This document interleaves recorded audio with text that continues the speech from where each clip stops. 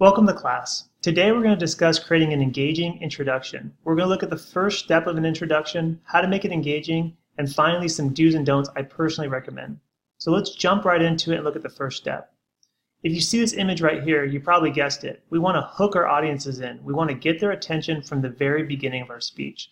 Let's look at how do we actually go about hooking the audience in. We're going to utilize a narrative. A narrative is simply a story, and we're very familiar with hearing and telling stories as it's a major part of most cultures. We're going to engage our audience through an emotional appeal, utilizing a narrative and pathos.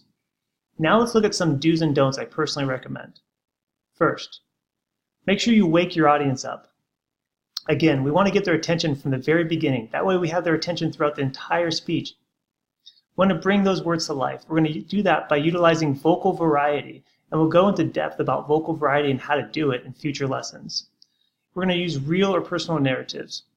Well, you could use a hypothetical. A real narrative from your research file or a personal narrative typically connects better with your audience.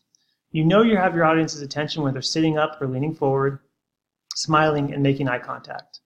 Some don'ts. First, being vague or overly general. Avoid exaggerations, and finally, don't be too long. Your entire hook shouldn't be longer than 30 to 45 seconds, and the actual introduction shouldn't surpass a minute and 15 seconds. Remember, these are only 6 to 8 minute speeches, so we gotta make sure we space things out accordingly. Okay, that's it for today. In the next class, we'll go over how to finish your introduction with a concise thesis statement and a preview that addresses the key points in the body.